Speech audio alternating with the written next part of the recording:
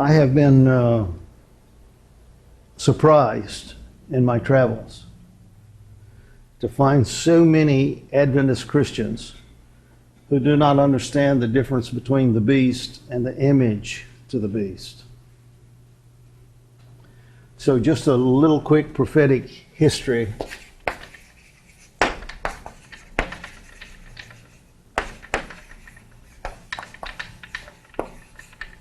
In Daniel 7, which is the first vision given to Daniel, there are three creatures, beasts, three beasts. And we recognize them as part of nature. A lion, a bear, a leopard. We can all... But then Daniel 7 says, after that I saw a diverse beast. He was different than all the others. And what we have to do is go through the Word and pick out the prophetic markers or pieces that describe this beast. Terrible, fierce, teeth and nails of iron and brass. It says bronze in the New King James. I don't like that as much. It's iron and brass. Whatever this beast is, a close examination of the things shown to Daniel says this is a system. Now you know what a system is. My heart and my arteries and my veins and so forth, that's a system. That's a system within my body, which is a system. And this is the prophetic body of the end times right here. We're going to put another label on this one. A new world order. If you really are a student of history, you know that folks claiming this is a new and better is not new. There's nothing new under the sun except this. This has never been before. There is no historical entity or power or person that you and I can look at and say, oh, this was it. I mean, we can approach because of this piece of prophetic enlightenment and that piece and whatever. We can approach, but this one is different. It even says so in the description. This one is different. We'll talk about that difference as we go along. This is a system.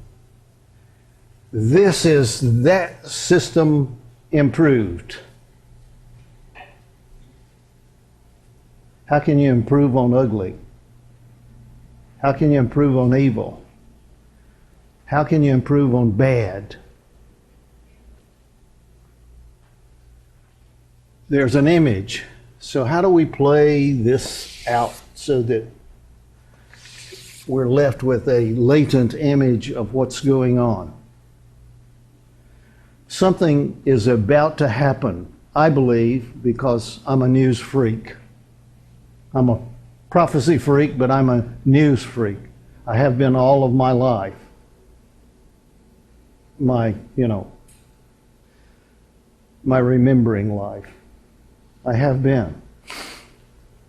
By the time I was 8 years of age, we were out of World War II and into Korea.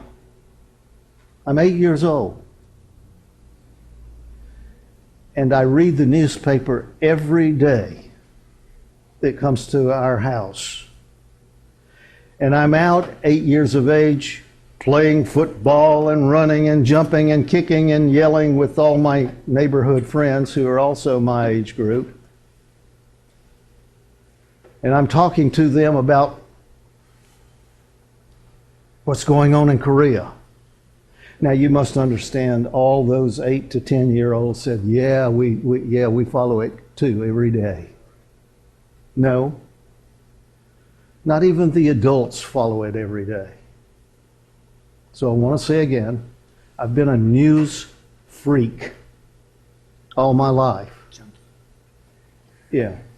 A news junkie? Yeah. Okay, I'll buy that. I'll buy that.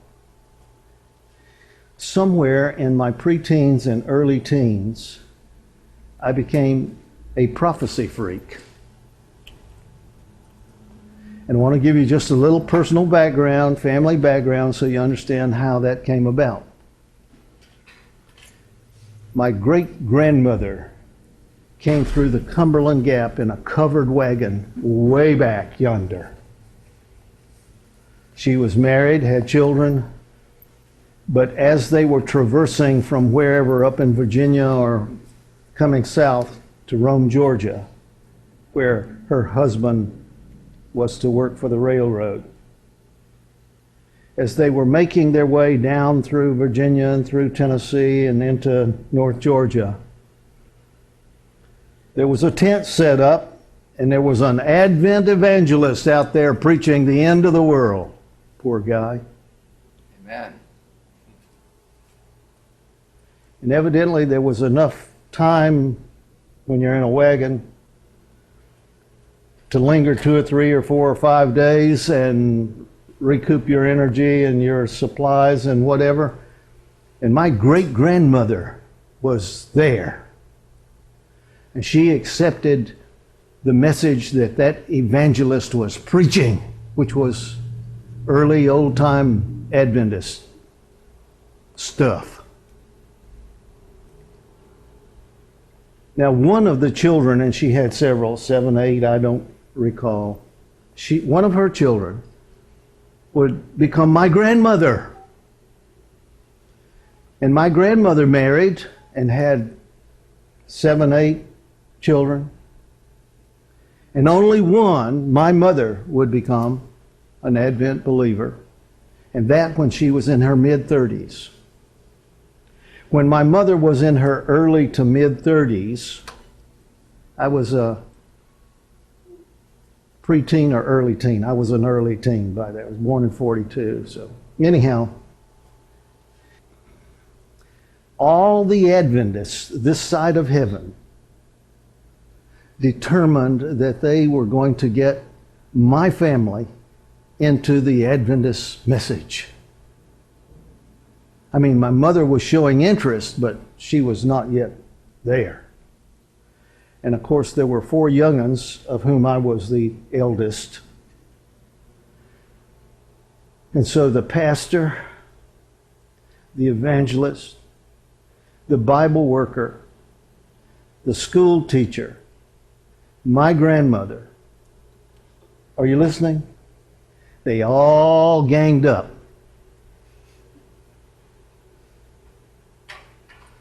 That's called evangelism.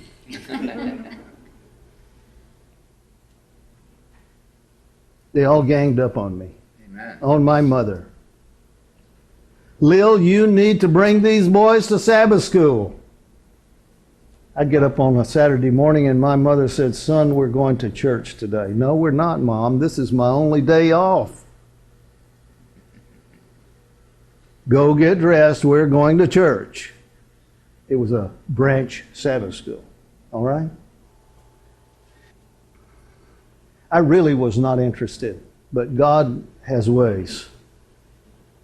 So 2 things happened, and I want to tell you about them. They might have happened in your life or someone you know. 2 things happened.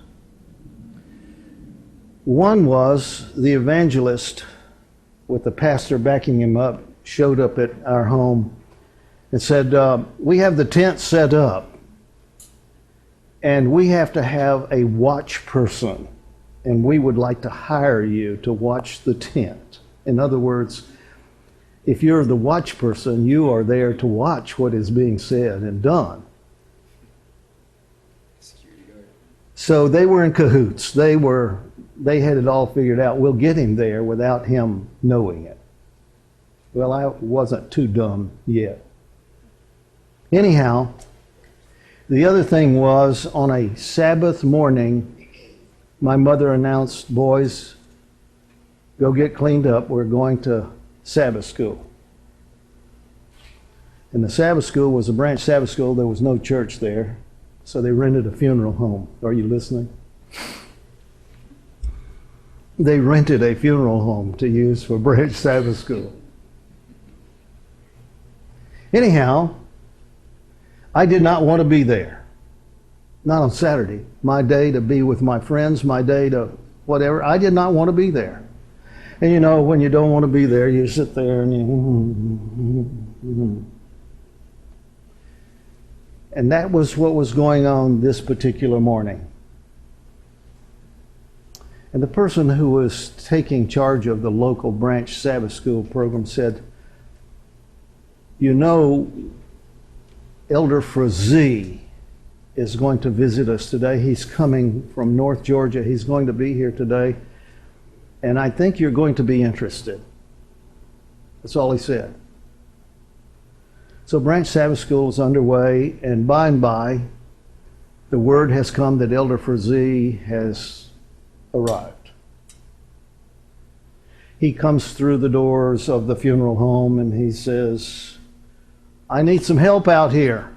Some of you young men, come help. We need to bring things in. So we go out to his station wagon, and it's loaded to whatever, and he announces to us young fellows, our strapping young lads, he says, now be very gentle as you take these things in. Don't tilt them, don't turn them over, and whatever you do, don't open that box. Is that wisdom, or is that stupidity, or, I mean, whatever you do, don't open that box. I was hooked. I wouldn't know what was in the box. Curiosity killed the cat and Charles.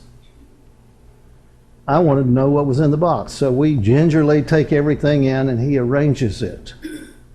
Now here is a dear soul who wants to teach the lessons of the sanctuary. And he has over time taken plywood and paint and shaping and whatever, and he has created the various pieces of furniture in the sanctuary. And you listening?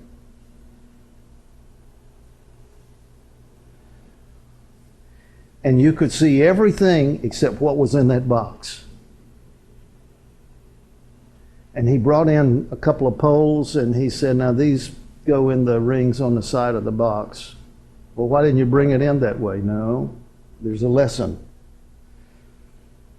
And so he arranges everything and he gives a little talk and he says, you've really got to see what's in the box.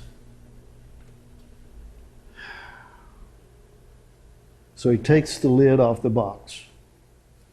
And he says, if anyone wants to see what's in the box, you come down, have a look. Man, I want to know what's going on in the box. And I got there and he had a wooden yard, not a yard long, but a wooden stick, and he had gotten some plastic leaves and almonds and whatever it was and wrapped around, and he had two pieces of, I don't recall if it was plaster or wood or whatever, with the Ten Commandments painted thereon. And he had a bowl in the box. And I looked at it and I said to this brother, I said, what's that? He said, well, it's really cornflakes, but it represents something. So my first introduction to the sanctuary was a bowl of cornflakes. Listening? I had to sit there while he explained the meaning of and the reasons for and whys and wherefores of each piece of furniture in the sanctuary. I was hooked. I've been hooked ever since. God knows what we need to get us. Amen. And it just so happened I was there for that branch Sabbath school that day that man came and said, whatever you do, don't open that box. And I have been a fanatic ever since. Just ask the brethren. Now I want to embellish the story just a little bit and tell you that when I became persona non grata within the organization, that's a long time ago. When I became unwanted within the organization, I received a call at the office, and it was secretary to the North American Division president. And I'm calling for Elder so-and-so, and he wants you to be at the General Conference office on Monday morning.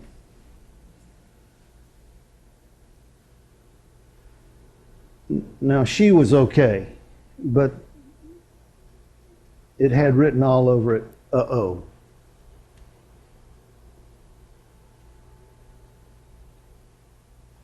Whatever happened to that particular meeting, they called back and said it can't, but it's because the General Conference session is underway real soon in Texas or whatever it was. And Elder so-and-so would like for you to come to Texas. Well, I didn't get to see the North American Division president personally right then and there. So he sent an ambassador, a General Conference vice president. And he came and he took me aside. Brother Charles, there's so much in the Bible that you could preach on. Why don't you talk about other things? Other things than what? Other things than prophecy. Other things than. That gets folk all riled up, all stirred up. We don't want to stir the saints. Whatever we do not want to stir the saints. And that was the first real taste of, uh-oh, bad things are coming. There's so much in the Bible you could speak on, you know, why don't you talk about those things? And I didn't answer. But I thought to myself, Lord, help us all. If this is how we're going to run the church, if this is how we're going to do the work, if this is how we're going to bear the message, Lord, help us all. Don't say, don't do, don't stir. And so I've been in trouble for a long time. All right? Amen. This may get me into more trouble, but I hope not. This new world order that you and I have talked about and the world is talking about, we may be days or hours at most from the first view of the new world order. Days or hours. It may not be what you think. It may not be an ugly looking thing. It may be very inviting to some extent. A friend very graciously sent me this brief DVD. And I said, wow. Yeah, we're going to watch 15 minutes of it. All right. I said, wow. Now, just in case you don't know the person who is going to be featured at this 15-minute discussion, his name is David Stockman. He was the financial guru for Reagan when Reagan took office in 1980. He's the guy that helped the Reagan administration make their decisions, which turned out to be boosting the economy dramatically. David Stockman is only one of dozens of these financial gurus. Pardon me? David Stockman? Stockman, David Stockman. He understands the real books and the real ratios and the real whatever. And of course, they were trying to get him to talk positive, speak positively. Brother Wheeling, there's so much you could talk about. Why don't you talk about? Do you understand? It's not just in money It's not just in politics, it's everywhere.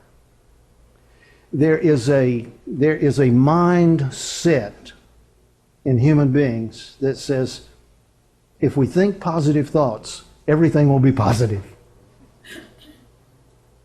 All we have to do is think positive. Now, I'll tell you how that worked out in World War II. The Japanese hit us in Pearl Harbor, and within 6 months, hit us on the little island Midway, just up above Hawaii. And they intended to pull the rest of our ships that they did not sink out of and come, and they were going to wipe us out. They had a super task force. Battleships, the whole business, 4 carriers loaded, planes, bombs, the whole bit. They were going to wipe us out. They were going to finish us off. What happened was a miracle. It was an absolute miracle. Heaven intervened. We sank their 4 carriers and put an end to their global aggression. Not entirely in the Pacific and so forth, but their global, it was done. It was done in a day. Now, the great fear of those who survived Midway and on the way back to Japan was, what are we going to tell the emperor? What are we going to tell the people? What are we going to say? And I'll tell you what they did. They got there and lied through their teeth and said, we sank the entire U.S. Navy. We blew all of their planes out of the sky. We were victorious. That's what they did. Check it out in your history books. They went back and lied through their teeth. Why do they do that? It's for the morale of the people. We want the people to think positively, because if you think positively, things always turn out positive. It didn't just happen on that side of the world. It happened on the other side of the world. Mein Führer, we are winning. Yes, but they just beat you. And they just drove you out. And they just captured 165,000 top German soldiers and 13 generals. And Mein Führer, we are winning. And of course, Hitler went all through the Second World War believing he had armies he didn't have, and planes he didn't have, and men he didn't have. Are you listening? So I'm trying to get to a certain point right here and put it on you. On me, on us. Let's say David Stockman and we are right here. Not quite, but I told you I'm a news freak, and the news is that any moment could happen today. Any moment, any day, any time between now and the 1st of October, and what is that, 5, 6, 7 days away? What is that? They're not saying, oh, we're going to have a new world order. They're saying we're going to have a new financial order. This is all about money. And if you have never sorted it out, the mark of the beast is all about money. Money is what runs the world or ruins the world, whichever view you want to take. It's all about money. So this is where we are. For 40, 50 plus years, the United States has gotten by with printing fiat money. We've had this discussion, but let's have an update. What is fiat money? It's green ink on white paper with nothing behind it. The good credit and whatever of the people of the United States. Now, we got by with it with 40 or 50 years. And then the other folk out there, did you hear Stockman talking about China? They're in debt 30 whatever trillion, 3.3 trillion of that we owe them. So it has been decided over a period of 10 years. 10 years. We are at the end of that 10 years. it has been decided by the World Bank, the World Trade Organization, the International Monetary Fund, the banks in Basel, Switzerland, the United Nations, the central banks of 100 whatever countries around the world. It has been decided over 10 years behind closed doors that we're going to have to change our way of living and doing business. And we have to be very careful about what we say, because if people get skittish, they can panic and run on the banks. So David Stockman said, you know, when a crunch comes, bankers lie. They have been lying. They are lying. Even today, bankers have been lying for 10 years, trying to keep us from panicking. Us, not just Americans, but Europeans and Asians and whoever out there who's bought into the $30 trillion of Chinese whatever, okay? I'll get to it, but I'll just give you a little foretaste, okay? A certain person came to me and said, Brother Wheeling, do you know anything about this new money, this new currency, these foreign currencies and things? No, I heard rumors, but I don't know what's going on. Handed me an envelope. Brother Wheeling, you want to print millions of books? Yes, I do. Yes, we do. Brother Wheeling, this is XYZ foreign currency. It's in an envelope. And I have given a letter in the envelope of donation. I bought this currency for XYZ pennies on the whatever. And I'm giving it to you because what is being said in some quarters is that it is going to revalue. And when it does, it could be worth hundreds of thousands of dollars. Oh, give me some. So, Brother Wheeling, don't just put this in a drawer somewhere. You better put it in the safe. You listening? This is 3+ years ago. Within 2 or 3 weeks, another person in another seminar in another part of the country comes up to me and says, Brother Wheeling, I'm giving you something for the bookwork. Well, thank you. They didn't say it's foreign currency yet. I thought it was good old U.S. terra firma currency. It said, now, this is foreign currency. It's not worth a lot right now, but it's going to be. Okay, I thought this is really strange. Here. We go 3-4 weeks, and I get something in the mail. Brother Wheeling, this is a gift for the bookwork. Please guard it. It's not valuable right now, but it's going to be very valuable. Long story short, I decided there must be something to this. So I decided to go to a bank, a well-known bank. I won't say what name, but it starts with well. I decided to drive 50 miles to Birmingham and go to this well-known bank and just inquire from people who are in the know. So I met the assistant branch manager at this well-known bank. And I said to him, sir, I'm in an awkward position. I don't know if there's anything to this or not. He said, are you in here like the rest of these folk coming in here wanting to know about foreign currency? I said, yes, sir, I am. He said, I don't know what to tell you. I don't know anything about it. All I can tell you is there seems to be a lot of people talking about it. But if you want to get the wealth manager for several of our branch offices, here's his card, and you can give him a call. You listening? This is how the world turns, folks. So I called this gentleman, standing in the bank on my cell phone. And I said, sir, and I hadn't gotten 3 sentences out, and he said, oh, no. Another one of these nutcases.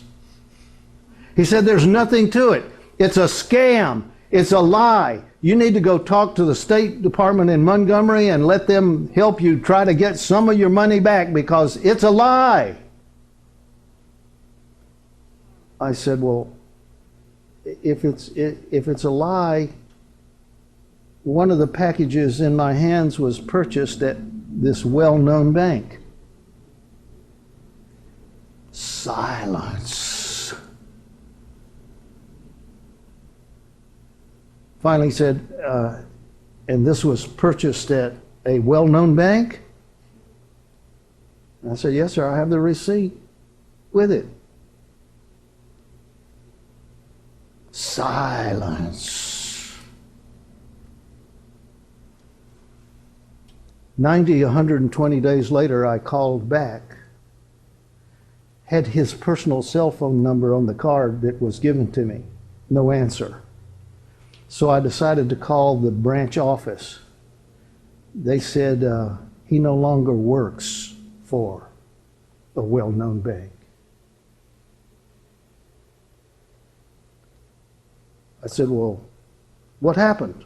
I don't know, sir. All I can tell you is he no longer works with this well-known bank. Well, I had spoken to my local bank, the one we do business with for the ministry. I had spoken to the banker there, and I said, do you know anything about this? No, I hear rumors that it's a scam.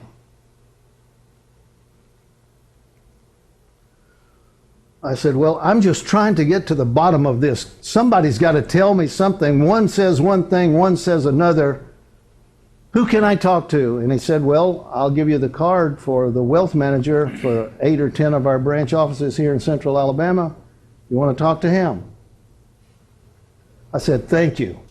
I called the guy on his cell phone. He was in Montgomery, state capital. He was in Montgomery, within a well-known bank office. And I said, look, I'm up the road here in Chilton County, and I'm the founder and president of a nonprofit organization, a 501c3. I said, yes.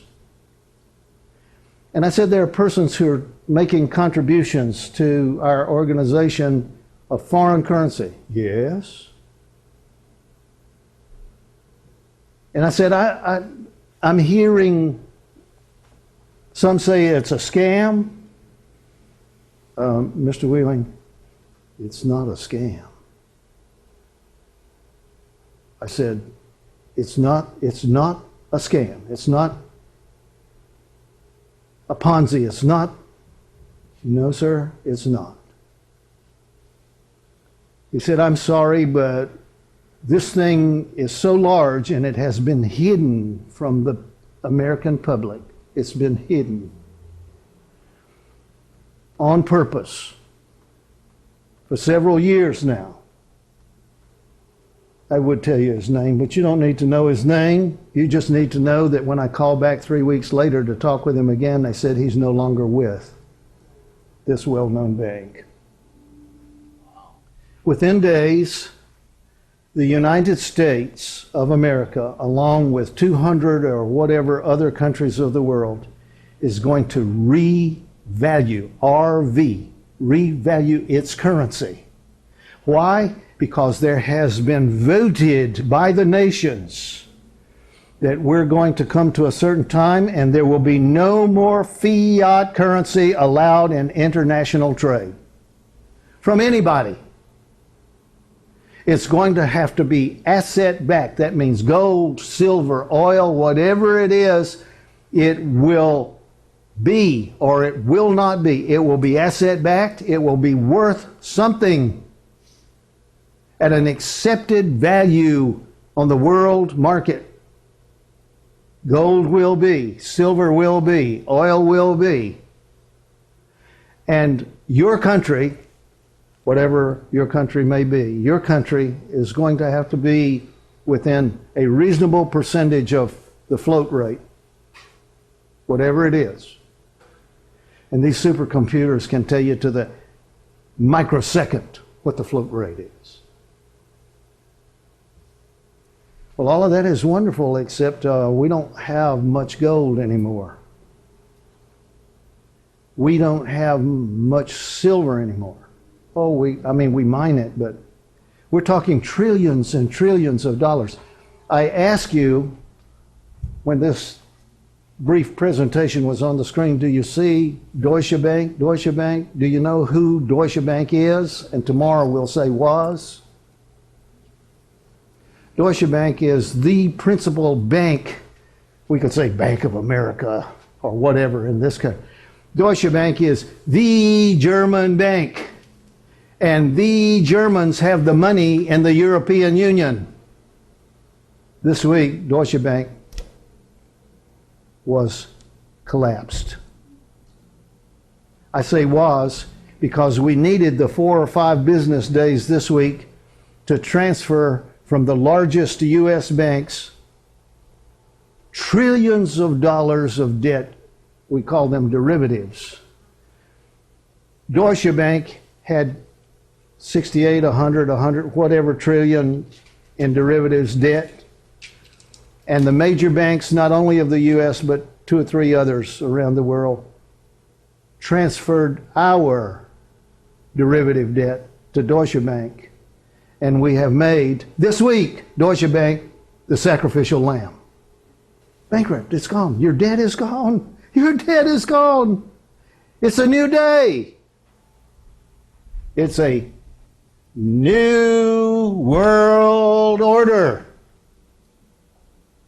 It's all about money. Now, I'm trying to make this as dramatic as I can, and I'm not making it dramatic enough. Because if you and I, and I'm going to quote the little lady, if you and I are going to do something and witness to the world, we got to be about it, and we got to be about it quick and fast and now. The work that the church might have done, says they didn't get it done. The work that the church might have done in times of ease and fiat money,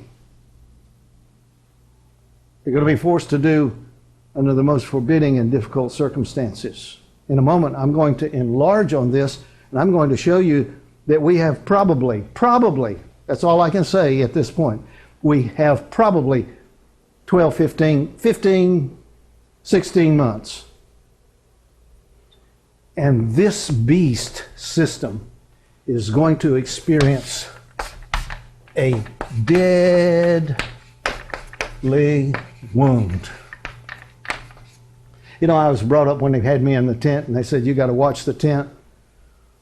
I know all of the traditional historical applications and interpretations and all of that kind of thing. And, oh, it's the Pope. The Pope was taken prisoner, and that was a deadly wound. No. Totally out of context. Historically, scripturally, and otherwise. Totally out of context. But, look, folks, people have been preaching the end of the world for thousands of years. I've been preaching for the last 1,000. It doesn't mean they're evil people. It doesn't mean they're deluded. It means exactly what the scripture says. The day and the hour is hidden, and God only knows. Amen. And God only shows. And Jesus said this to the disciples before he left them. He said, when he, the Spirit of truth, is come, which is the outpouring and promise of the latter rain, when he, the Spirit of truth, is come, he will guide you into how much truth? And what kind of all truth? Keep reading the rest of the verse. He will show you things to come. Daniel, shut it up and seal it until. When this time comes, the latter rain comes. Yes, but we're praying for the latter rain, Brother Whelan. That's fine. That's well. That's what I was asking for at the beginning of this session. But I recognize in the book, I recognize that there is a time yet ahead, yet to come. You remember Jesus said to the disciples, now you wait here. Don't go out and preach. You wait here until what? The power of the Spirit has come on you. Then you go preach. Doesn't mean we don't do evangelism through the Cumberland Gap in 1883 or 1895 or in my case 1960 when I was baptized. Pardon me, 1950. I'm getting old.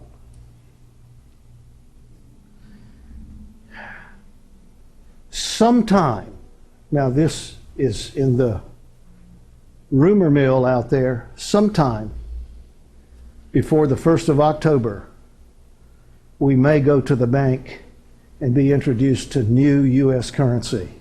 Oh, by the way, the little lady who had a right to her understanding in the day that in 1895 said, from the light given me, there will be a change in the circulating currency. And from what light God has given me, it is a device of Satan for the last days. 1895 was not the last days. I'm sorry.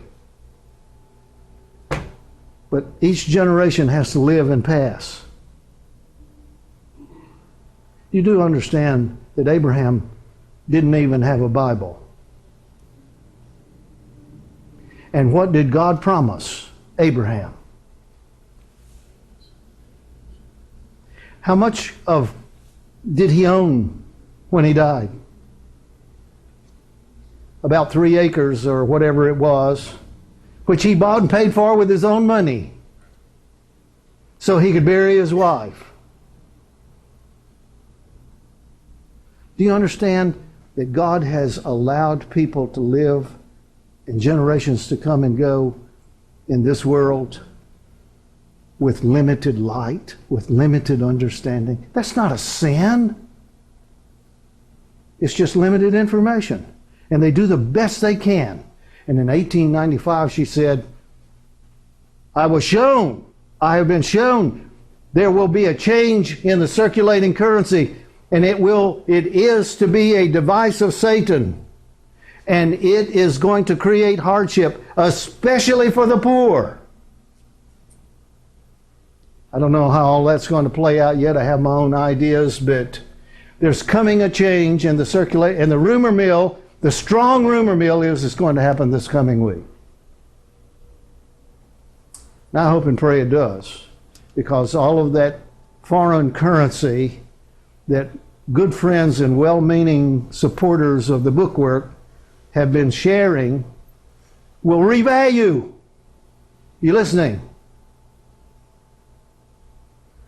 And if it was bought for a fraction of a penny and it brings 3 pennies back, wow. The rumor mill is it will be considerably more than 3 pennies. I wait. I'm a poor man. I wait. Expectantly, I wait. Please, it will be an RV, a revaluation of the currencies of the nations that have signed on the international agreements. Please listen. There is a larger picture in this, associated not only with the new currency or the RV of, say, the U.S. currency. There is going to be a GCR, a global currency reset. So it's estimated, I saw these figures this week, it's estimated that some 30 million people, that's not very many people on the world, on the globe. It's estimated some 30 million people in various countries around the world didn't believe all the well-meaning stories that it's a scam, it's a sham, it's a Ponzi, it's a whatever. And they decided to hold on to their scam. Some 30 million people. That's not very many people. It's estimated maybe 6 to 9 million are in this country. Through a hand that I had nothing to do with, I'm one of those 6 to 9 million. You listening? Now this does something to me inside. This does something to me, and I'm going to tell you why. Because I have been praying for 5 years, at least for 5 years, that God would help us in this little ministry that we're part of, that we started in 1980. This is our 36th year as a 501c3. I have been praying for 5 years that the Lord would enlarge our vision and our work. Now the reason I'm doing that is because it was God who told me and us in the first place to do this. But 30 years or so plus down the road, you get wobbly in the knees. Sometimes your eyes go that way, and, and you say, Lord, did you ever hear of retirement? Moses tried that one, it didn't work. Lord, if we're not going to do any more than what we're doing, I sure would like to go to the beach. Is that wrong? Is that sinful? No, it's not. No, it's not.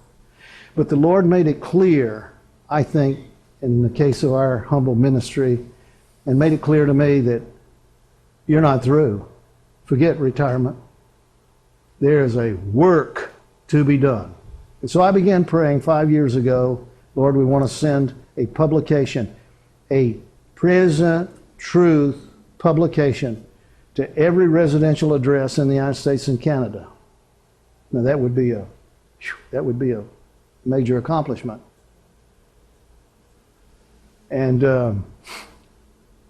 I talked to Larry Petty, our 20-plus year employee of the U.S. Postal Service, but he's been with us longer than the Postal Service now. And I said, Larry, get me the information. I just need it in round figures. I need to know how many addresses, residential addresses in the United States and Canada. We're not talking about businesses. We're not commercial. We're talking about residential addresses. How many? Didn't take him long.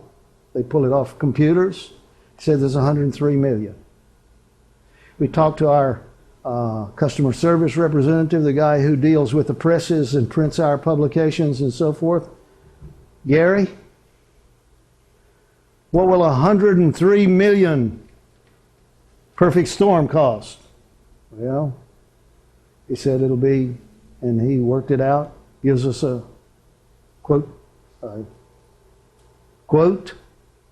And then, of course, you have to pay the postal fee. You have to pay the postal service fee for working. You have to do this and this and this and this. I said, in round figures, I need $1 a book. It may be pennies less, prayerfully, but I need $1 a book. So if there's 103 million addresses, how much money do I need?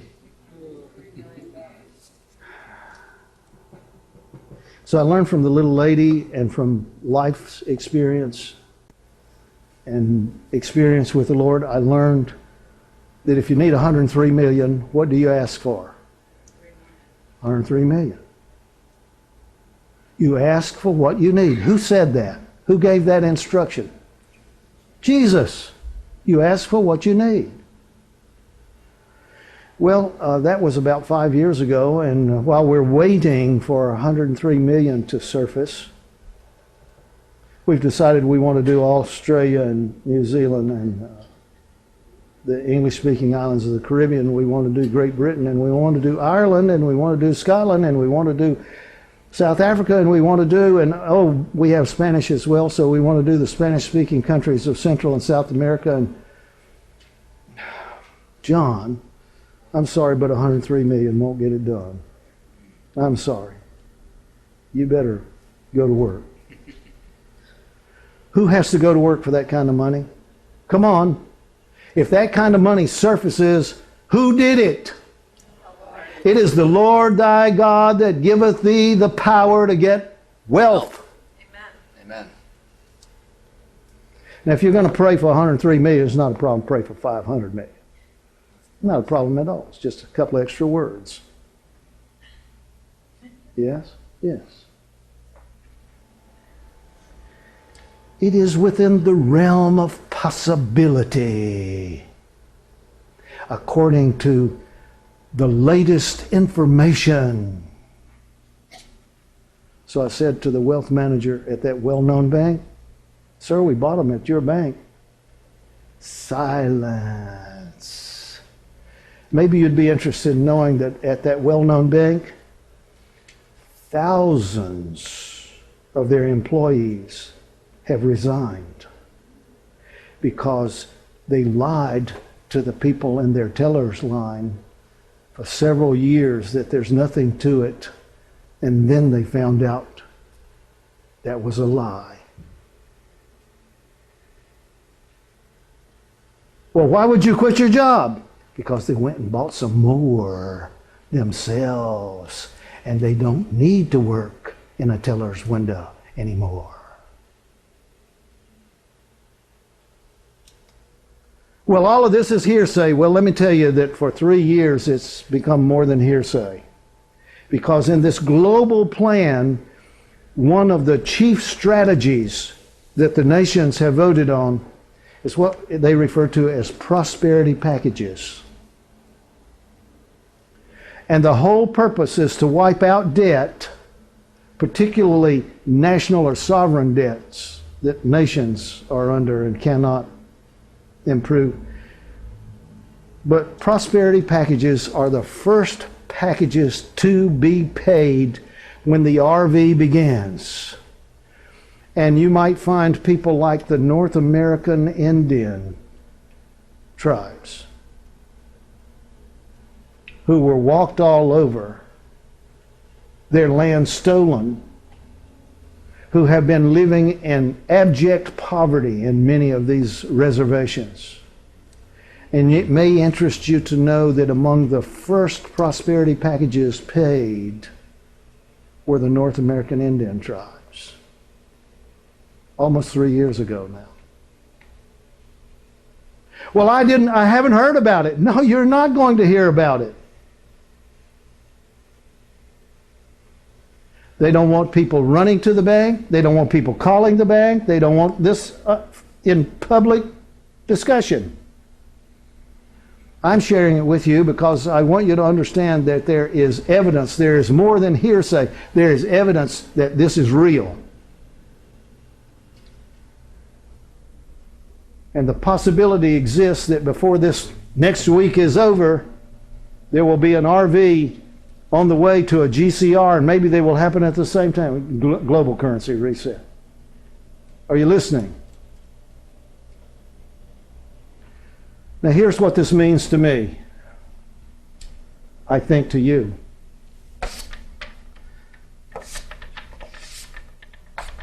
"12 months. We want to go to the screen for a few minutes, see what this is all about. You know, I've read and studied Daniel and Revelation for so many years. I won't say perfectly memorized it, but I'm not lost in it. I know my way around. This is Daniel chapter 4. Nebuchadnezzar is a stand-in. He is a prophetic stand-in for someone at some time. You have to understand who Nebuchadnezzar was. And if you can, and understand he's a stand-in, now you will wonder who Nebuchadnezzar is. Uh-oh. I said I wasn't going to talk politics. Nebuchadnezzar was the leading general of Babylon on the way to take over Egypt, who was the only contender for the #1 slot on the planet. And he had to pass through that little piece of real estate we call the Holy Land, the Promised Land, the whatever land. He had to pass through, and somebody said, "General, there's a rich-looking city over there. Don't know what all is inside, but we think it's worth stopping for."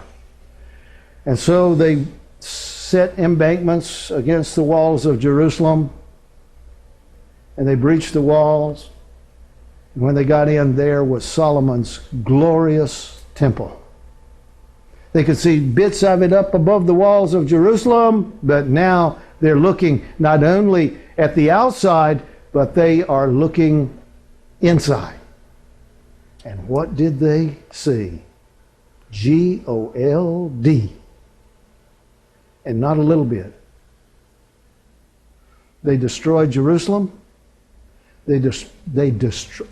This is the man responsible for destroying God's holy temple. This man, right here.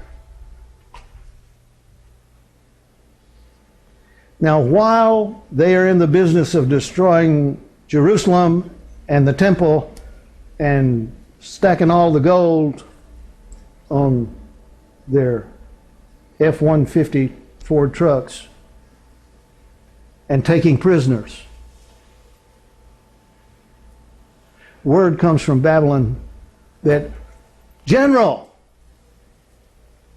your father has died and you are the new. Hurry and come home. Instead of coming all the way around, which armies did and people did because there was grass for your animals and whatever and water, Nebuchadnezzar went straight across the desert. He went to Babylon as fast as he could, got the crown, got the recognition, and came straight back across the desert to finish the job. Now I want to show you how God has rewarded this pagan heathen king. In chapter 2, God gives him a dream. Didn't give it to nice people, didn't give it to even Jews to begin with. Gave this evil man doing evil things, even against God and God's house, God's temple, God's property, God's people. God chose to give him a dream. And moreover, when he gave Daniel the interpretation of the dream to give to the king, he said, this is what you saw, a great image.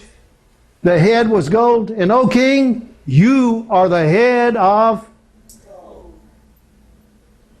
You know, gold can make people's heads swell up. Did you know that?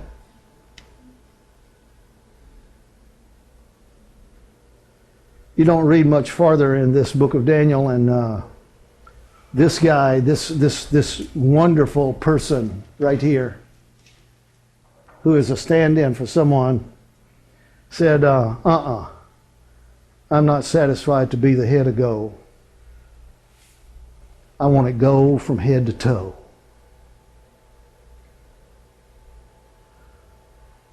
Now, if you understand where we're going here, that this man is a stand-in, then you may be looking toward the time of the end, and there would be a stand-in. There would be someone who would say, 27 stories is not enough in Manhattan. I'll be hidden behind all these other buildings around. No, I'm not satisfied. Yes, but the city has voted and made a decision. You cannot rise more than 27 stories. I don't care what decision they've made. Yes, but the county has made the decision.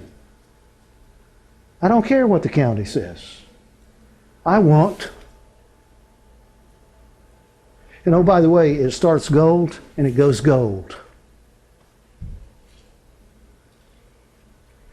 Even the faucets in the restrooms are gold, not gold plated.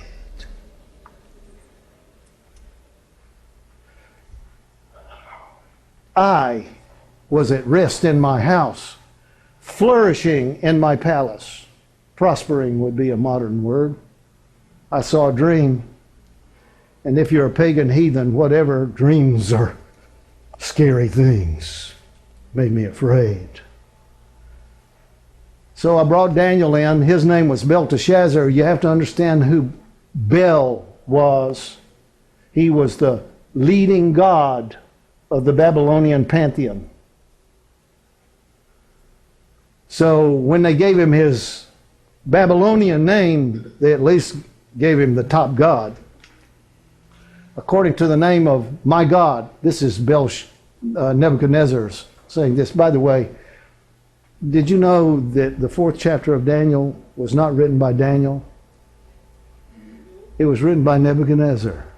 And he says so. And he takes credit. And he is proud of him. He was proud of himself.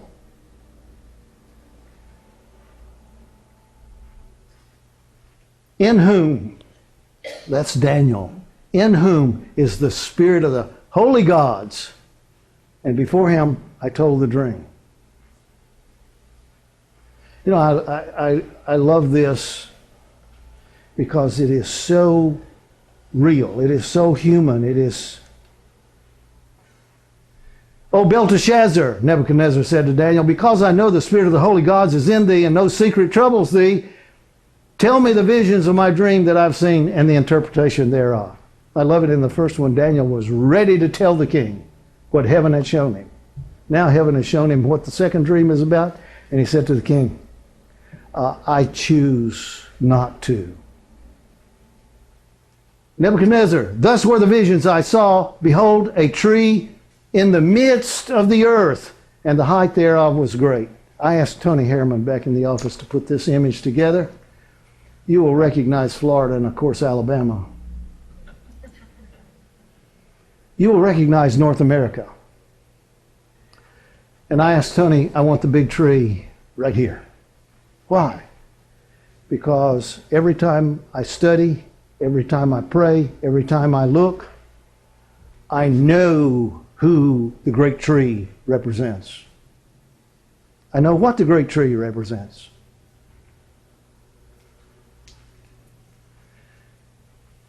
In the midst of the earth. Well, trees don't grow in the middle of the earth. It's not talking about the middle of the earth. It's talking about land,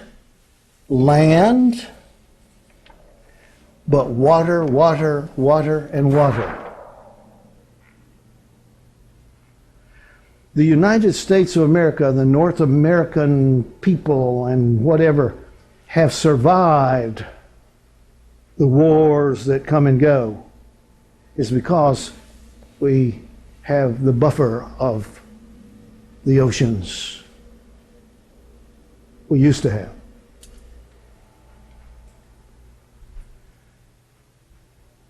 A tree in the midst of the earth, it was great in height.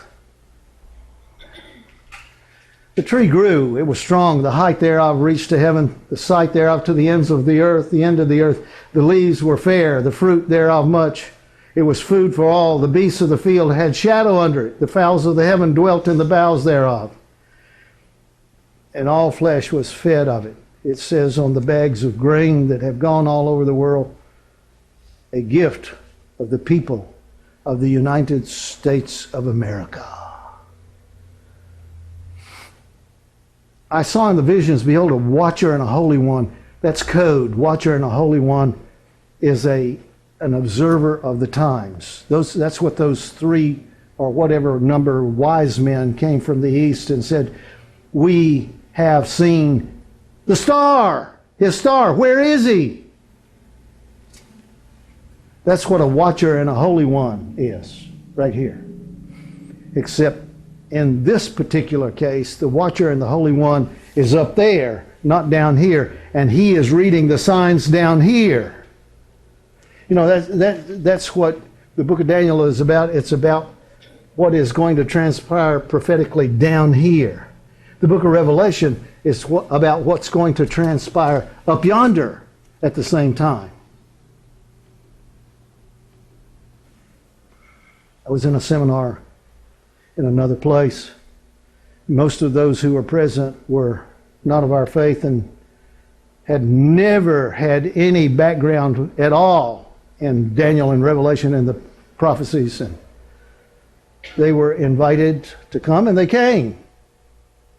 And they stood in line. Every break we had, they stood in line to talk to yours truly. One gentleman said, I'm not ignorant in the Bible, but I have never studied these things. I've never heard anything like this before.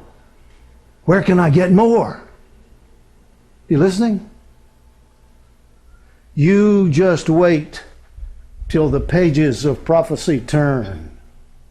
You just wait until the Holy Spirit is poured out and He's going to show the whole world things to come. Just wait. So as the watcher and the Holy One came down from heaven, he cried aloud and said, hew down the tree, cut off his branches, shake off his leaves, scatter the fruit, let the beasts get away from under it, and fowls from his branches. Nevertheless, don't let him die completely. Leave the stump of his roots in the earth, even with a band of iron and brass, and the tender grass of the field. Let it be wet with the dew of heaven. That's the latter rain, my friends. That is the outpouring of the Spirit of God. Going to get cut down, but God still cares enough about you. I'm going to show you that in Daniel 7. God still cares enough that in spite of your arrogance and pride and sins, I'm going to pour out dew from heaven on you. By the way, this account is given 3 times, repeated 3 times in the 4th chapter of Daniel. If it's repeated twice, what does it mean? Come on. It's certain. If it's repeated 3 times, what does it mean? It's certain to be certain. I try to get this across to people all over the place, all over the world where we've been traveling. And I say, do you understand there are 4 Gospels? 3 of them tell the same story. 3. Matthew, Mark, and Luke tell the same story about famine, pestilence, earthquake, war, and bloodshed. These are the beginnings.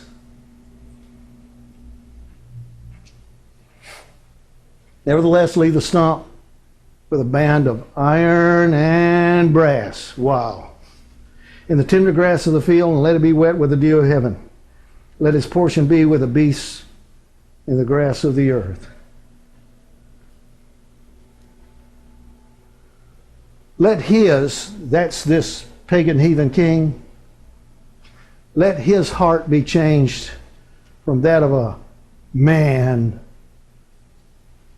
Let a beast's heart be given unto him. In Daniel 7, it's the lion with eagle's wings, and the heart of a lion, and his eagle's wings are plucked, and his man's heart is pulled out.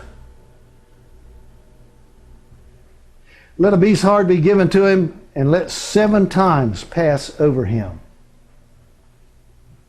This matter is by the decree of the watchers, demand by the word of the holy ones, to the intent that the living may know that the Most High rules where? Come on. The Most High where? Up here. Rules where? Down here. In the kingdom of men. And giveth it to whomsoever he will, and sets up over it the basest of men. Now I can't help myself. Please, there's no politics involved.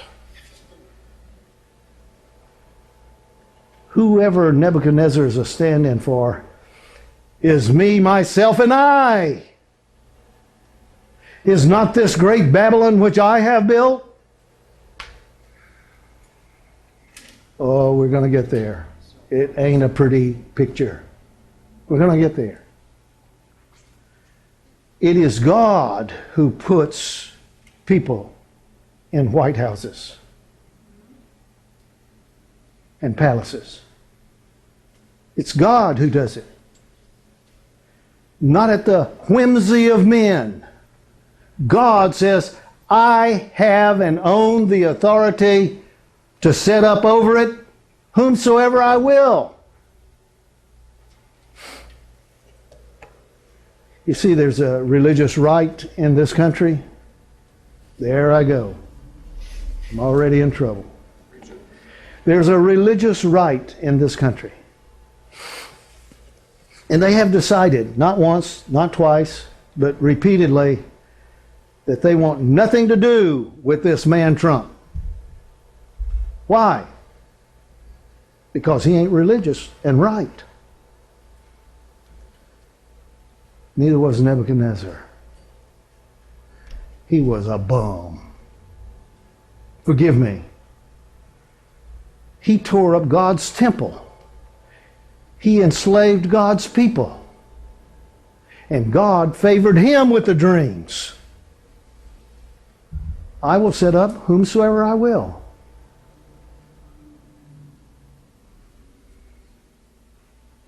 See this word basist? It's used at least 3 times in Daniel 4. Basist. I had my own mental image of what the word basist means. That the guy's a bum. He's a dirtbag. He's a whatever. And then I decided to look it up in the original language. Blew me away. I don't mind telling you, I was not prepared for some of the things that I found in this 4th chapter of Daniel. Let's go a little further. Let his heart be changed from a man's. Let a beast's heart be given to him. Let 7 times pass over him to the intent that the living, the people everywhere may know that the Most High ruleth in the kingdom of men, and gives it to whomsoever he will, and sets up over it the basest of men. Here's the 2nd time. 3 times. The basest of men. Let's go on. The tree you saw, Daniel said to the king, which grew and was strong, whose height reached to heaven, and the sight thereof to the earth, whose leaves were fair, the fruit much. It was meat for all, under which the beasts of the field dwelt, and upon whose branches the fowls of heaven had their habitation. You are this head of gold. You are this great tree. You are a stand-in for. I won't settle for 27 stories. My name has to be up there for everyone to see. And I'm going to have gold from head to foot.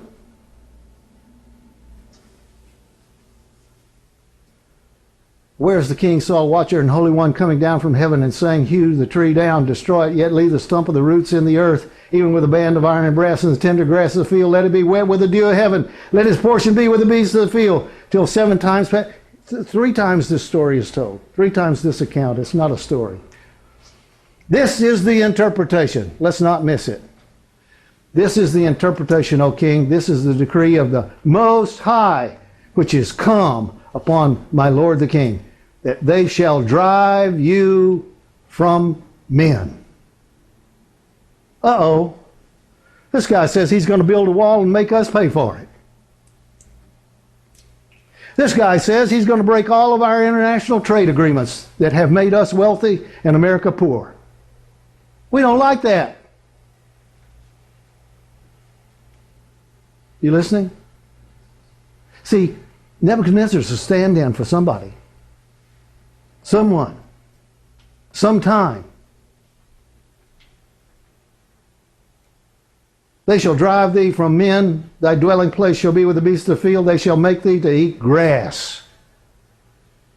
And whoever the stand-in is standing in for is also a stand-in for. I hope you won't misunderstand what I'm going to say. If God decides church members are no longer behaving as church members should behave, tell me who He sent through the entire Old Testament to straighten the church out. Tell me who God used to punish the church.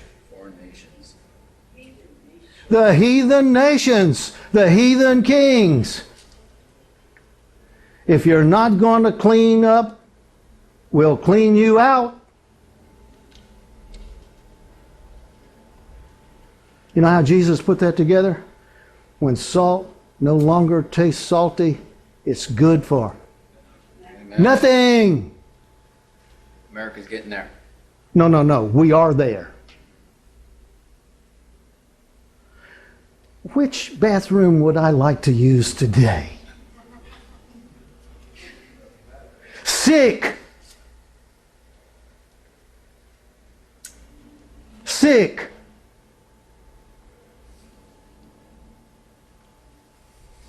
One nation under God. But don't you say it.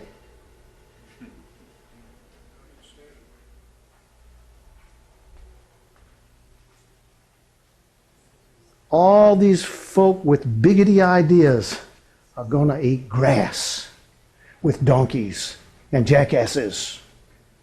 Amen. Yeah. Did I ever tell you about my first visit to a Seventh-day Adventist school? I wasn't an Adventist at the time. We were visiting Southern Missionary College. We went up for college days. It's the middle of the day, and folks are getting hungry. And some of these Advents came over and said to me, let's go get a grass burger. I said, what? Every time I read these verses, I think of that. 7 times till you know that the Most High rules in the kingdom of men and gives it to whomsoever he will. Even nasty guys, even bad guys, even big mouth guys, even holy terror guys.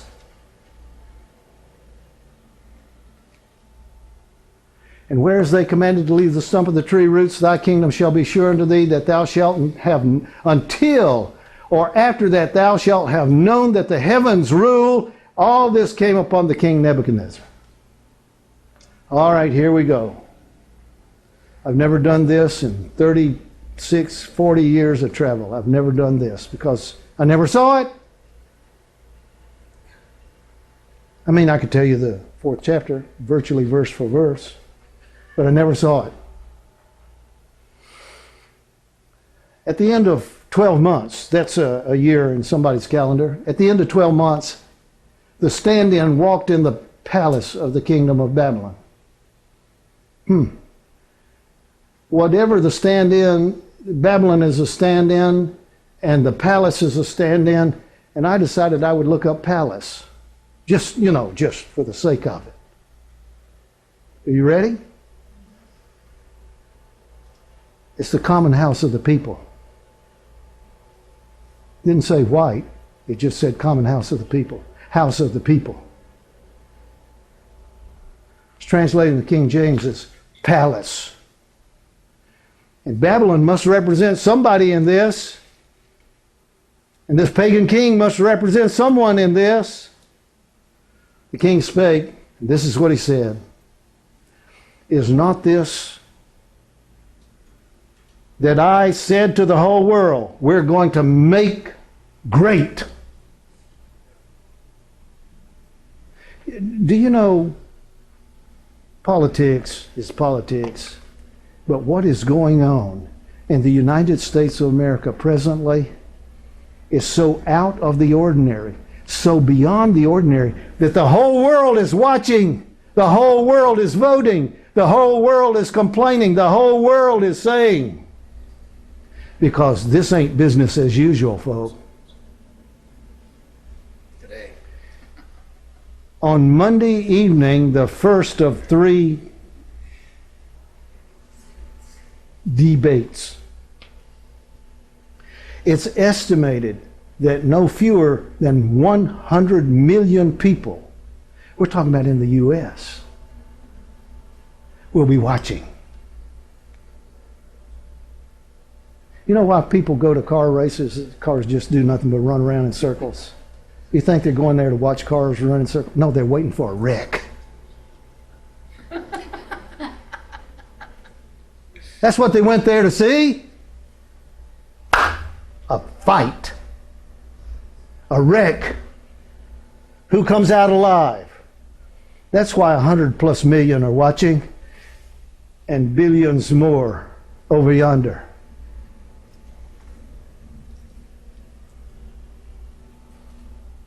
Because there's never been anything like this before. You think it's not in the book? You think it's not in the prophecies? You think God is surprised by all of this? At the end of 12 months, he walked in the house of the people. The king spake, and he said, I built it. I told you I would, and I have. For the honor of my name. While the word was in the king's mouth, there fell a voice from heaven. And this is what the voice said. Now, if I were in the South and I were young, I'd say, "Oh, Mr. Big Britches." But, "O King, to thee it is spoken, the kingdom is departed from you." What does that mean? Now, all I can do is guess about some of this, but we don't have too much longer to wait and find out, in my opinion. They, whoever they are going to drive you from among men, Babylon. You're not going to be popular anymore. Thy dwelling place shall be with the beasts of the field. They shall make thee to eat grass like oxen. 7 times are going to pass over you until you know that the Most High rules in the kingdom of men. Now, for those of you who are real prophecy students, okay, and I judge most of you are, you remember this was typed in ancient scripture way back in the book of Genesis, back in the days of Pharaoh and Joseph. You remember? And that good, bad Pharaoh had dreams. Pharaoh was a stand-in for someone who was a stand-in for someone. And all of that was about a time to come. So Joseph said to Pharaoh, "Inasmuch as God hath shown Pharaoh these things twice, bank on it. Count it for certain. And you saw 7 lean years and you saw 7 fat years." Yes, that's what I saw. You saw 7 lean, starving cattle and you saw 7 fatted cattle. Yes. What does it mean? There will be 7 miserable years. I wonder which 7 we're talking about. There will be 7 miserable years, and then there are going to be 7 years of such fatness and goodness and greatness. We'll blow the horn of Jubilee. So if you're waiting for Jubilee, you got a little bit of wait ahead of you. You know how Ellen White puts this together in early writings? At the voice of God, just as it says in the book, God will change the times and the seasons. He will reverse the seasons. Old Testament prophets say the sun will go down at noonday. And it says on the other side will come up at midnight. God is going to change the moed, the times and the seasons. 7 miserable years are going to pass over you until you know, you and the people you represent, until you know that the Most High rules in the kingdom of men and gives it to whomsoever He will. Wow. Watch this. The same hour was the thing fulfilled upon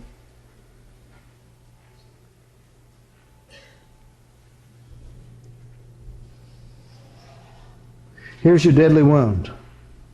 And remember, this poverty is pronounced upon a stand-in.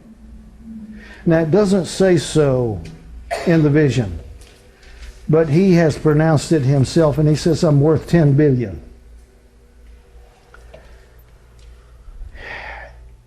If the United States of America should bankrupt, if the whole world should bankrupt, here would be the basest of men humbled to the dust. And what if he spends the rest of his term or terms broke like you and me? By the way, I looked up the word basest. Basest. I thought it meant a no-gooder, worthless. No. What it actually means in the original is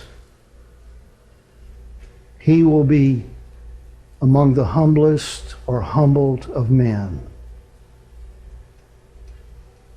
All this me, myself, and I is going to turn into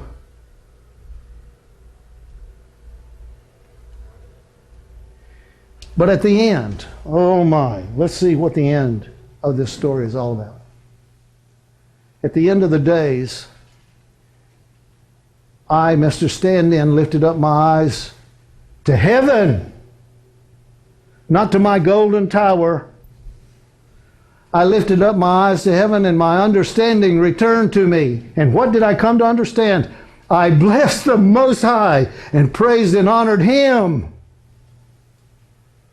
whose dominion is everlasting. This is the end of the story. Jesus comes as King of and Lord of, and little men are little men, whose dominion is everlasting, His kingdom from generation to generation. We've talked about the seven, the seven, the seven. Here's 8. So I want to do this. I hate to mark up my beautiful work. I just hate to. November 8. What does that represent? Election Day.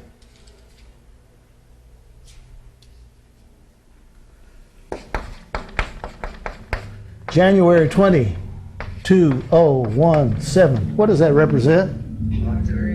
Inauguration Day. He cannot be in the public house of the people until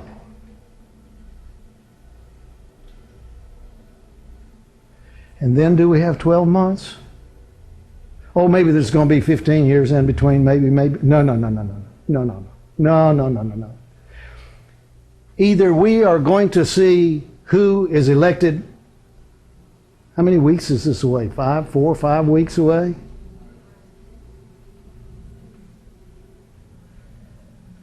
If on the 8th of November we see a man, not a woman, because the dream and the vision is all about a man. I'm sorry. Besides, it takes a man to wear breeches that big and boast that, Just ask the ladies. If we see one Donald Nebuchadnezzar Trump elected within weeks, then someone should be waiting for this event.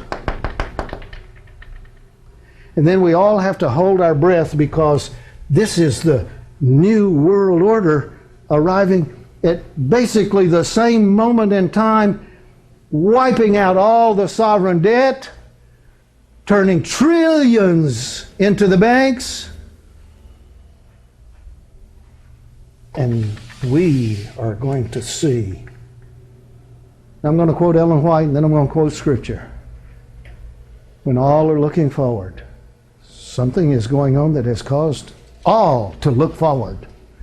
When all are looking forward to many years of worldly prosperity. Didn't say heavenly, it said worldly. Worldly prosperity. Suddenly, as the lightning flashes from the heavens, will come the end of their bright visions and delusive hopes. There's a big letdown somewhere in this story. I don't think it's taken God by surprise. I'm sorry. I think that you and I, Daniel went all the way through his book. Every time he had a vision, or every time the king had a dream or whatever, Daniel writes it down, and he always says, but I didn't understand. I saw, I heard, but I didn't understand. When you get to chapter 12, Daniel's taken on a bit more because he's an old man now and the 70 years are basically up of captivity. And he says, how long is all of this going to go on? So the mighty angel says, it'll be 3.25 years. Next verse, Daniel says, I hear, but I still don't understand. The next verse I really like. The angel says, Daniel, cool it. It's not for you. It's not for you. Go your way and sleep, and at the end of, you'll receive your reward. Daniel didn't understand what he was seeing because it was not for his time, which is exactly what the angel said to him. It's not for you. It's not for your time. It's not for your day. The world does not see, know, comprehend, or recognize what we're talking about. There would be very few people on this entire rock who could even begin to understand who the stand-in represents and what the time represents. But you and I are different. We're different because we've been talking about these things to some degree for years, for decades.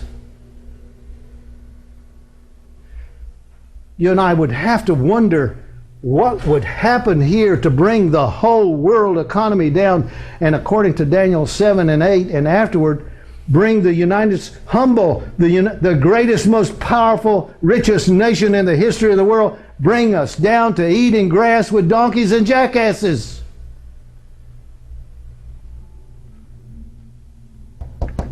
You might want to pin in Iran into that equation.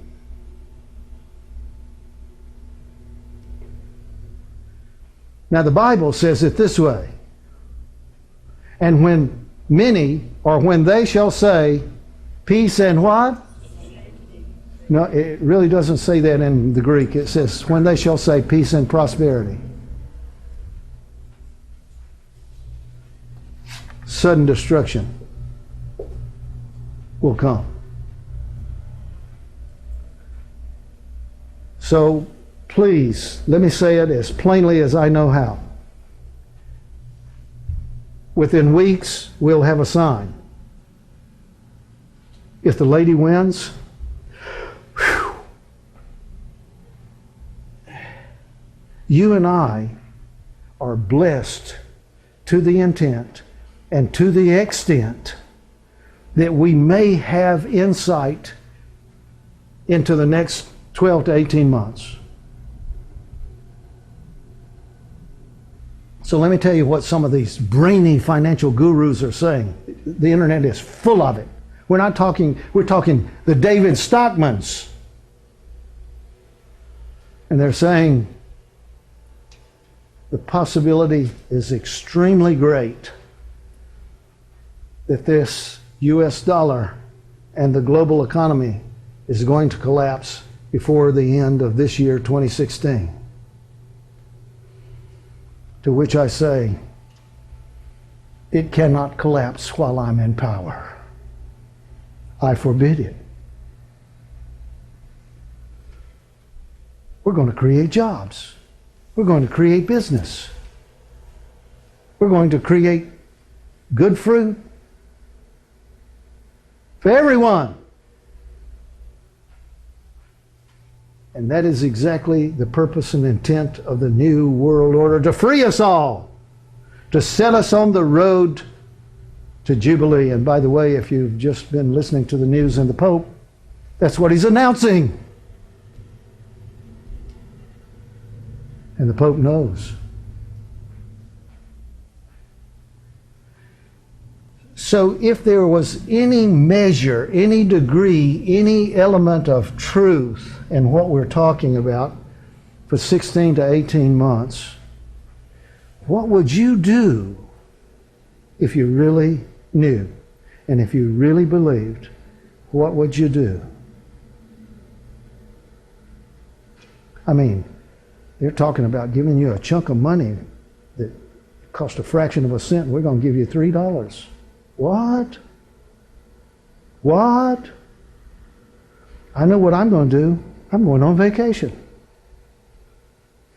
That's how worldlings think. And that's how worldlings act.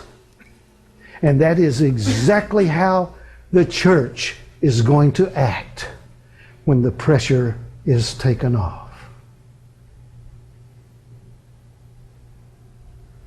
It's written all through the book. It's written all through the history books. This is the way human beings behave. When the pressure is off, we're going on vacation. And instead, God says, if you truly believe, if you believe my word, if you accept my counsel and my admonition, work while it is, because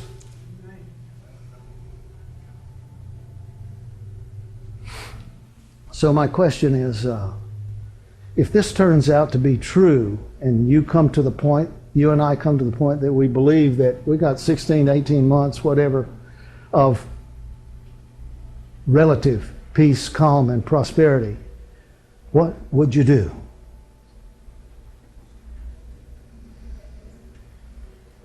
So let me tell you what the David Stockmans of the world are saying. By the way, in the noon recess, we'll have about 26 minutes or so with Bo Polney and Greg Hunter, in which this very issue will be discussed. Bo Polney even brings up the Bible in this. I couldn't believe it. He says, this is biblical, guys.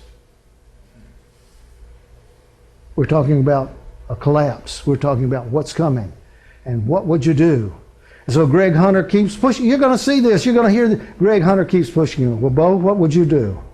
Well, no, Bo, really, what would you do? What would you tell your family? What would you tell your kids? What would you do? Well, no, Bo, what would you do? That's what I just asked you. What would you do? And finally, Bo Polney's just, I can't run your business, but if I were you, this is what I would do.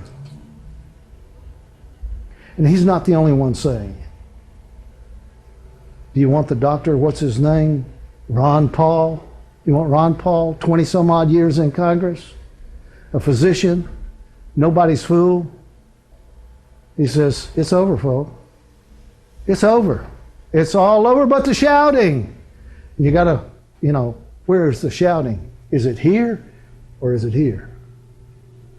They think, they meaning a lot of persons in high places, more than a few. Listen, I'll get you all you want on the internet. I'll get you as many as you want on the internet. And they're saying, the party's over. It's coming down. It's all over but the shouting. And what are you going to do with the few assets you have presently? So let me sum it up for you. I'll save you all that time on the internet. Gold, silver, and real estate.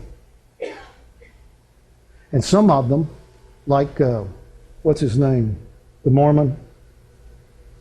Beck. Yeah, Glenn Beck. They understand when you say real estate, you're not talking about investments. You're talking about real estate that will grow food and has water. By the way, you don't want to move to Colorado. I didn't want that on tape. I'll get hate mail. You don't want to move to Colorado? It's in the news. One poor slob in the state of Colorado is being arrested and fined by the state because he's catching rainwater off of his roof, and the state says the rainwater belongs to the state. I love it. I just love it.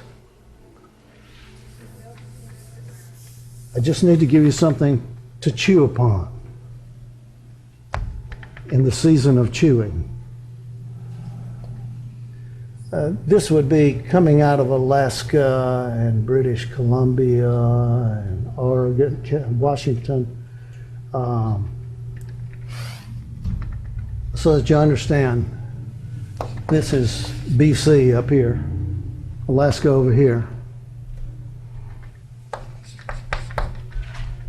Now, everyone knows that the big one is coming to California. Everyone knows that. They deserve it. Everyone knows that the big one. And so the headline says, is it possible it'll even be bigger than we thought, than we think?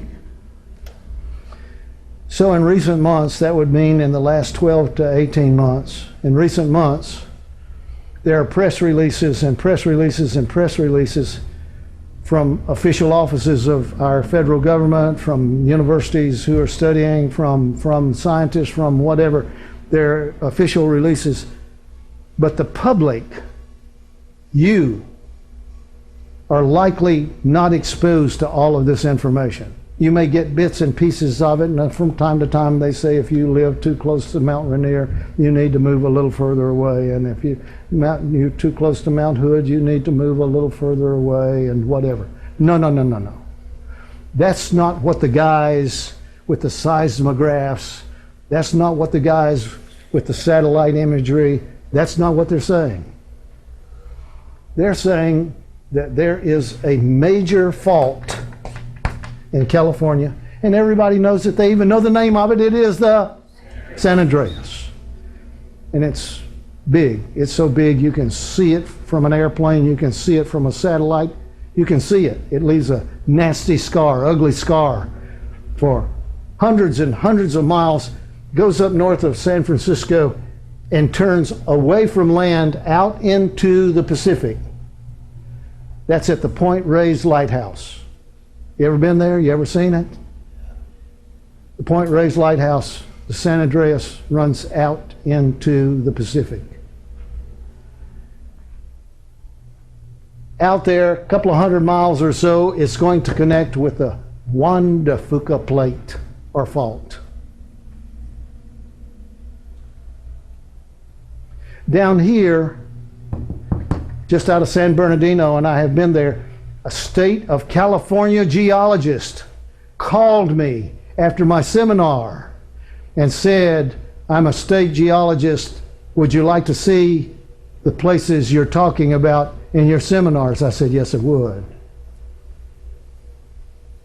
He drove me personally to 5 major faults that come together right down there near San Bernardino. He said, see all of these people? They have no idea. Well, they don't want to be down here because of what happens when the shake and things kind of jiggle and go down in the jello. What do they call that? Liquefaction. So we don't build down there. Let's go up here on the mountain and build. But the mountain, turns out, once they've done the work and found out, is sand. And waiting only the right shake to go down. And all the folk with it.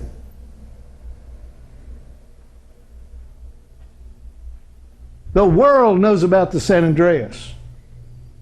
Folk can live up in this part of the country. They get here a bit and there a bit and whatever, and they've heard of the Juan de Fuca Plate, and they know about the Cascadia Fault. So the consensus of opinion, and when I get back to the office, I'm going to mail the accumulation of several months of news and scientific releases on what is going on. And they are stating and they are saying in no uncertain terms that it's only a matter of time. They have done the science. They have gone into the record of the rocks and the folding over here on the coastline of Oregon and Washington in particular. And they know that approximately 300 years ago, there was a biggie here. And it sent a tsunami all the way across the Pacific Ocean. And they have the record of that tsunami hitting Japan. And if Japan were modern Japan, forget, what's the one that just went off over there? Fukushima. Forget Fukushima. You listening? When this happens, it's expected to be so powerful that it will send a tsunami all the way across the ocean and it will return. And the Oregon and Washington coasts are going to get a double dose. They're going to get the initial, and then when the big one returns from Japan and back, mirrored effect. I don't want to say it, so I won't. But they have said that Portland will be... What's the elevation here? It doesn't matter what the elevation is. It's a great big gorge going right out into the ocean and funneling all the force of a tsunami even higher because it's encaged within the gorge. All right? I don't care to frighten anyone. What I want to do is scare the britches off of everyone. Not really. We have been visiting with people who've been in our seminars for years, and they're saying, but you don't understand. We've prayed, and God put us where we are. Wonderful. Marvelous. I cannot deny it. Let me tell you how it is back in Alabama, where things are always perfect. Let me tell you how it is. In 1970, my wife and I, we were young and beautiful. And our daughter was 2 years of age, and we moved to the country because Jesus is coming soon. And you know what? The cities, that one and that one, have moved this way. But didn't you pray? Yes. So did Daniel. So did. Time has lingered longer than we supposed. I'm quoting the little lady. It may be. Yes, we've prayed. You've prayed. We've prayed. Well, you don't understand. I'm weak in the knees and I can't go anywhere. What we need to do, every one of us, and I'm not trying to put you down, we live in Tornado Alley. We live in Hurricane Alley. What we need to do, every one of us, is what the little lady says, and says it repeatedly. What we need to do is inquire of God. And God, if we earnestly inquire of God for duty, God will show us exactly which course to pursue. You listening? I cannot be your conscience. I cannot be your guide. I'm only trying to show you what's in the book and what people who claim to have sophisticated information are saying. I've posed the question and I pose it again. If we have 16 to 18 months, and I'm not saying that will be but it could be fire, flood, and earthquake with war and bloodshed. It could be. It could be.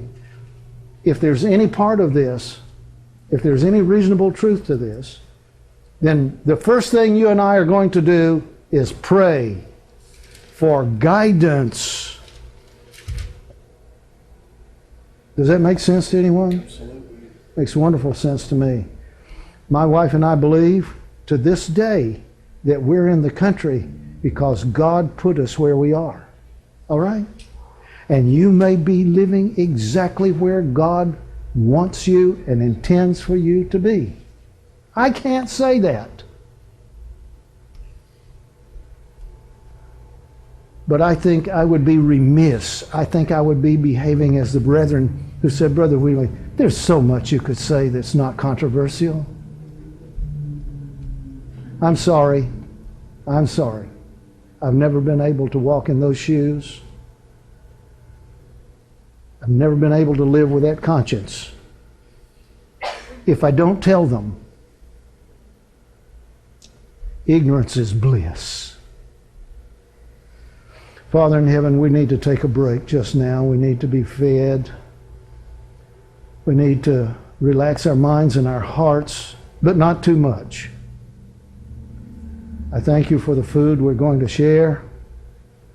And I pray that your Spirit will take the things that we have been talking about and are talking about and make them alive in the hearts and minds of your people. We thank you for this recess in Jesus' name. Amen.